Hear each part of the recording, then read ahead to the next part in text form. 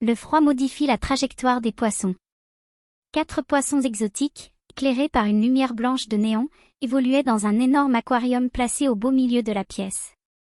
Une planche, posée sur 2 chevalets, pliait sous le poids de livres traitant de mathématiques pures.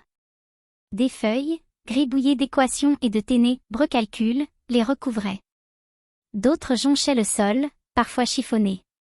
Dans un coin, il y avait un sac de sport à l'effigie des foreurs de Val d'Or. 3 bâtons de hockey étaient posés dessus. Des bâtons de gaucher à la palette très courbée, celle d'un attaquant, de toute évidence. De l'autre côté de la rue, une porte s'est ouverte. Sur le palier de l'appartement du rez-de-chaussée, Julie est apparue, toujours vêtue de sa robe de chambre si courte. Dans le bac bleu, elle a lancé, dédaigneuse, la bouteille de vin vide qui s'est brisée net. L'homme est sorti rapidement, en regardant à droite et à gauche. Il a fait un petit signe de la main que Julie ne lui a pas rendu. Elle a violemment claqué la porte. Son histoire d'amour était finie. Boris Bogdanov a interrompu sa lecture d'un livre d'Andreï Markov, pas le joueur de hockey, le grand mathématicien russe. Derrière sa fenêtre, il avait tout vu. Boris Bogdanov a pris un petit sourire énigmatique, comme s'il savait quelque chose que sa voisine ignorait. Boris Bogdanov était-il amoureux de la voisine? Niais. Boris Bogdanov n'a jamais été amoureux, car depuis toujours, seule sa propre personne et ses poissons l'ont intéressé. Arrivé de Russie en 1990 à l'âge de 18 ans, il avait rêvé qu'il pourrait gère sa vie sur la glace des arénas du Québec. Il a eu sa chance en participant au camp de début de saison des Foreurs de Val d'Or dans la Ligue junior majeure. Les recruteurs pensaient avoir trouvé en ce jeune Russe la perle rare, celle qui avait échappé aux autres clubs. Ils n'avaient pas été déçus. Les connaisseurs savent que les Russes n'aiment pas le jeu dur mais sont très talentueux, démarre, cœur naturel. Boris Bogdanov avait un peu menti aux recruteurs sur son passé de joueur au club, école du Dynamo de Moscou, pas de beaucoup, à peine 2 dizaines de buts par an. Dont la moitié en désavantage numérique. Tout le monde avait vite vu, au premier jour du camp, lors du match inter-équipe des recrues, qu'il n'était pas un vrai joueur russe pour le talent, mais un vrai joueur russe quant au jeu rude. À sa première présence, en désavantage numérique, Boris a vite remarqué un gros bœuf de l'Alberta qui voulait faire sa place au soleil. Le jeu dur, pour cette montagne de muscles, c'était son pain quotidien, son sésame dans la vie, la seule expression corporelle dont il était capable. Alors le colosse a fait comme les grands prédateurs. Lui, le bleu, a cherché dans la meute des rouges la proie la plus faible. C'est toujours la gazelle la plus rapide qui échappe au lion. Pour les plus lentes, c'est chacune pour soi. Pour la plus lente parmi les lentes, c'est Amen. Boris Bogdanov n'a jamais pensé à jouer la ronde d'elle lorsqu'elle s'est retrouvée dans le coin. Il a juste cherché à s'échapper de l'énorme Albertain qui le poursuivait. Il l'a soudain entendu grogner. Boris n'avait pas le coup de patin promis. Il n'a pas pu aller bien loin et ça a fait un grand boom. L'épaule droite de Boris Bogdanov, qu'il n'avait pas si grosse, s'est disloquée contre la bande. En tout et pour tout, il n'avait joué que 45 secondes dans la Ligue junior majeure du Québec, dont 32 à tenter de fuir. À Val d'Or, on aime les durs, les vrais, mais on n'aime surtout pas se faire jouer des tours. Ne compte pas sur nous pour te payer ton billet de retour. Le préposé à l'équipement lui a quand même laissé la poche de hockey aux couleurs du club. Ça te fera un souvenir pour tes enfants. Ce n'est pas parce qu'on a menti qu'on est un con. La preuve, Boris Bogdanov est un intellectuel. Mais c'est très intellectuel de prendre les autres pour des cons. Si Boris avait un défaut, c'était bien celui-là. Il avait toujours le petit sourire de celui qui sait quelque chose que les autres ignorent. Il était un étudiant très brillant et il le savait. Les Russes ne forment pas que des joueurs de hockey peureux. Ils ont aussi de grands mathématiciens. Boris Bogdanov s'était pris de passion pour la topologie, enfin, pour une de ses disciplines. La théorie des nœuds est une science mathématique complexe qui permet d'expliquer des choses très simples de la vie. Lorsque l'on tire sur un fil d'une pelote de laine emmêlée, parfois elle se dénoue d'un coup, parfois le nœud devient plus gros encore. C'est comme la vie, des petits gestes peuvent entraîner de grandes choses. Et des fois le même geste n'aura pas le même effet. les poissons exotiques de Boris Bogdanov lui permettaient de réfléchir à sa nouvelle théorie. Un poisson dans un aquarium a toujours le même parcours, sa ficelle à lui. Il la déroule en fonction de la présence des autres poissons, amis ou ennemis, dans l'aquarium. Il doit également modifier son chemin rituel à l'arrivée de tout nouveau locataire. Pour Boris, ces itinéraires formaient autant de ficelles qui se nouent et se dénouent. On ne choisit pas son chemin, les autres le font pour nous. Sa thèse de doctorat était là, devant lui, dans une eau maintenue à 32 degrés. C'était vital. Il en allait de sa survie universitaire qu'elle reste à la même température. En cas de baisse, certains poissons pourraient modifier leur chemin, brisant ainsi toute la théorie soutenue dans sa thèse. Ces travaux n'avaient pas laissé indifférent le président de la Société mathématique du Canada, basée à Calgary, en Alberta, où il fait si froid. Venez nous voir quand vous aurez fini avec vos poissons, ça va nous changer des mathématiques thermiques. À travers la fenêtre, Boris Bogdanov a vu ses deux jeunes voisins s'asseoir sur les marches de l'entrée de l'immeuble mitoyen à celui de Julie. L'un d'eux tenait un caméscope. Ils avaient les yeux rivés sur le petit écran de contrôle. Boris s'est détourné, a quitté la fenêtre, posé son livre sur son bureau en bordel et a machinalement caressé du doigt la paroi de l'aquarium. Rien qu'au toucher, il savait que l'eau était à la bonne température. Le froid modifie la trajectoire des poissons. À ce moment-là, j'ai compris. Trop bon. Comment on rembobine? Laisse faire, tu vas briser mon caméscope. Laisse faire. Tu vas briser mon caméscope. J'ai pas le goût de me faire chicaner. Pas le goût de me faire chicaner. Tiens. Reprends-le, ton caméscope. Alex, il est comme son père, il s'énerve toujours pour rien. Je ne lui en veux pas. Ça ne doit pas être facile de vivre avec un seul parent. Quand il était petit, Alex disait que sa mère allait revenir. Maintenant, il n'en parle jamais. Quand on a un ami qui n'a pas de maman, c'est un sujet qu'on évite. Ce n'est pas toujours facile, car, entre enfants, on parle souvent de nos parents. Le plus dur à passer, c'est le jour de la fête des mères. J'évite Alex, je ne saurais pas quoi lui dire. Il est facile à éviter, il ne sort pas. Personne ne sait vraiment s'il a des nouvelles de sa mère puisque personne ne lui en demande. Pourquoi t'as pas zoomé? On voit pas comment le bout il est devenu gros de même. J'ai regardé l'écart entre son pouce et son index. 5 centimètres de long. Il n'y avait que lui pour essayer de faire croire que cela pouvait exister.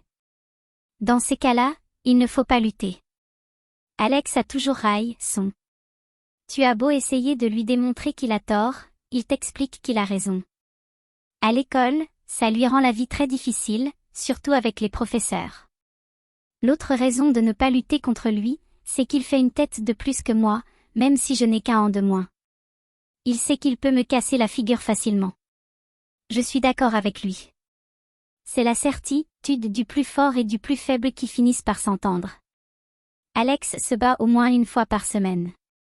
C'est un principe. Ça garde en forme et c'est bon pour la réputation. J'avoue que je l'aime bien, la réputation d'Alex. Comme toute l'école sait que je suis son meilleur ami, personne ne m'achale. Avec lui, les débats sont toujours ramenés à l'essentiel. Tu frappes d'abord, tu réfléchis ensuite. Si, à l'école, tout le monde l'a déjà vu frapper, personne ne l'a vu réfléchir. Dans les couloirs de l'école, on dit qu'il est fou. Il en est fier. Moi, je le connais bien. Il n'est pas fou, il n'est pas fier, c'est une armure. Les enfants sont cruels entre eux. Il doit juste se montrer plus cruel. Mort à celui qui se moque de lui parce qu'il n'a pas de mère. Il a parfois de bonnes notes en classe. Normal, quand il le peut, il copie sur moi. C'est lui qui a eu l'idée que je me cache derrière une voiture pour le filmer quand il irait rendre le chat à la voisine. C'est la 3e fois que l'on s'y reprenait. Il n'était jamais content du résultat. Pourquoi t'as pas zoomé sur ces boules? 2 jours avant, il avait dit que je n'avais pas le bon angle. 4 jours avant, la voisine était sortie habillée. La difficulté était de savoir à quelle heure elle porte sa robe de chambre. Elle n'a pas une vie normale. Elle ne se lève jamais à la même heure, puis on ne la voit jamais rentrer. L'été, c'est cool, elle reste longtemps en robe de chambre et souvent elle se fait bronzer sur son balcon à l'arrière. Même mon père, il le sait. Je l'ai déjà vu la regarder. Alex m'a tapé amicalement l'épaule. J'ai hâte d'être à demain. Il a relevé la tête, satisfait de l'effet à venir. On a regardé la rue. Le vieux monsieur d'Alexandrave côté de chez nous est sorti avec son petit chien. Il habite avec un autre monsieur qui lui ressemble, Lecce, veu blanc très court avec une moustache très longue. Mon père, il les aime pas. Il les connaît? Non. Alors pourquoi il les aime pas? Parce qu'il est comme ça. C'est deux frères. Comment tu sais ça? C'est mon père qui me l'a dit. Il les a déjà arrêtés? Ça fait longtemps qu'il arrête plus personne, mon père. Alex ne m'a même pas regardé. C'est l'avantage d'un enfant qui n'a pas de maman. Il ne veut pas qu'on lui pose de questions, alors, il n'en pose pas. Le vieux monsieur a disparu au coin de la rue. La nuit commençait à tomber. Allez, refais-moi voir. J'ai rembobiné. On a revu Julie ouvrir la porte. Quand elle se penchait, c'était incroyable comme on voyait bien son sein. Alex, lui, c'est les bouts qui lui plaisaient. Pourquoi t'as pas zoomé? Si je n'avais pas zoomé, c'est que je préférais voir les seins en entier. Pas encore à la maison? Même Alex a fait un bond en arrière quand il a vu mon père qui se tenait face à nous. Je ne pensais pas que je pouvais l'éteindre si vite, mon nouveau caméscope. Qu'est-ce que vous avez filmé de beau? On n'a pas bougé. Alex s'est tourné vers moi, j'étais d'accord avec lui, il ne fallait rien dire. Au bout d'un moment, mon père a compris qu'il n'y aurait rien à voir. Il s'est tourné vers notre appartement. Maman est rentrée? Non, PA, je l'ai pas vue. Il a regardé autour de lui, soucieux.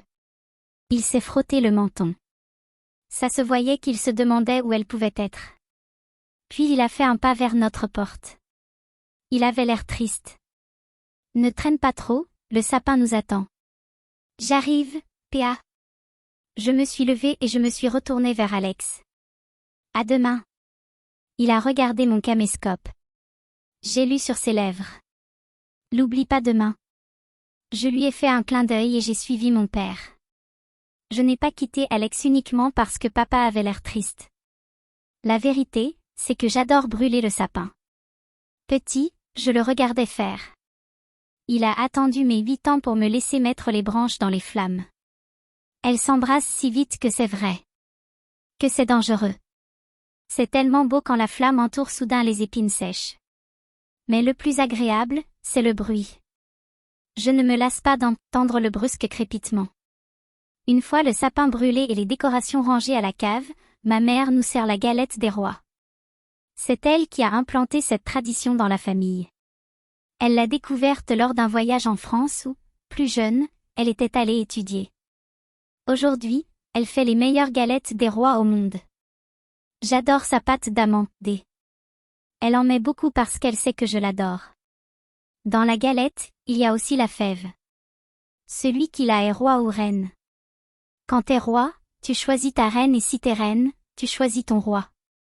Donc, chaque année, ma mère était la reine. Elle est où, maman? Chez des amis. Tu n'y vas pas, toi? Non, c'est des amis à elle. Qu'est-ce qu'elle fait? Elle avait des affaires à régler. Elle ne va pas tarder. Ma mère avait des affaires à régler le jour de la galette des rois et la veille de la rentrée des classes. Je n'y ai pas cru une seconde. Je savais que mon père mentait. La situation n'était pas normale. Il a remarqué que je réfléchissais.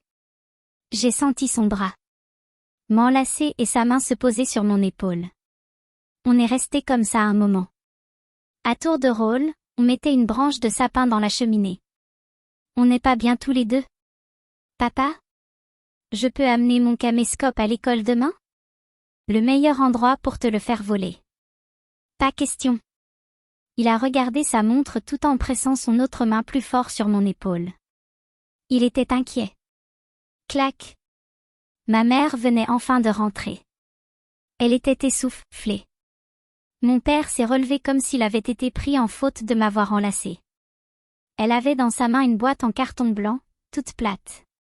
J'avais plus le temps de faire la galette. J'en ai acheté une chez Première Moisson, c'est les meilleures en ville. Sens.